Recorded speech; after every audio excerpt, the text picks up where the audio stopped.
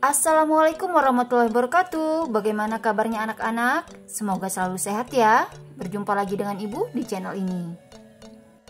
Kali ini kita akan pelajari materi tentang terbentuknya Negara Kesatuan Republik Indonesia. Namun sebelumnya jangan lupa untuk subscribe channel ini dan nyalakan juga loncengnya. Sehari setelah proklamasi dikumandangkan, para pemimpin segera membentuk lembaga pemerintahan dan kelengkapan negara. PPKI segera melaksanakan rapat-rapat yang menghasilkan beberapa keputusan penting sebagai berikut. Yang pertama, pengesahan Undang-Undang Dasar 1945. Piagam Jakarta yang dibuat oleh BPUPKI menjadi rancangan awal undang-undang dan dengan sedikit perubahan disahkan menjadi undang-undang yang terdiri atas pembukaan dan batang tubuh yang terdiri dari 37 pasal, 4 pasal aturan peralihan dan 2 ayat aturan tambahan disertai dengan penjelasan. Kemudian keputusan PPKI yang berikutnya yaitu pemilihan presiden dan wakil presiden. Soekarno dan Hatta ditetapkan sebagai presiden dan wakil presiden pertama Republik Indonesia secara aklamasi dalam musyawarah untuk mufakat. Kemudian keputusan PPKI yang ketiga yaitu pembagian wilayah Indonesia. Rapat PPKI tanggal 19 Agustus 1945 memutuskan pembagian wilayah Indonesia menjadi 8 provinsi di seluruh bekas jajahan Hindia Belanda.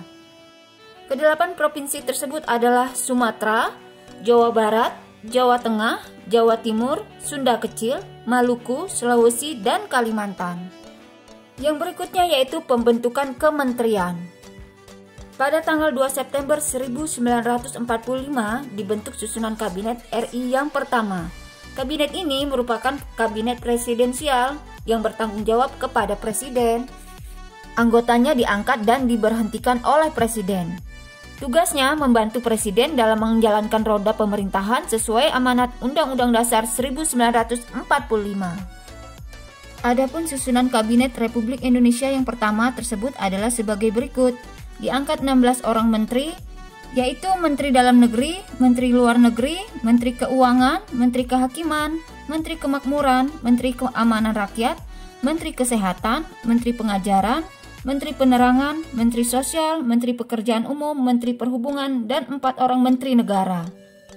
Selain itu diangkat pula 4 pejabat negara yang mengepalai beberapa lembaga negara, yaitu Mahkamah Agung, Jaksa Agung, Sekretaris Negara, dan Juru Bicara Negara.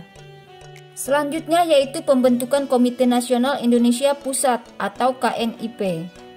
Soekarno dan Hatta mengangkat 135 orang anggota KNIP yang kemudian dilantik pada tanggal 29 Agustus 1945.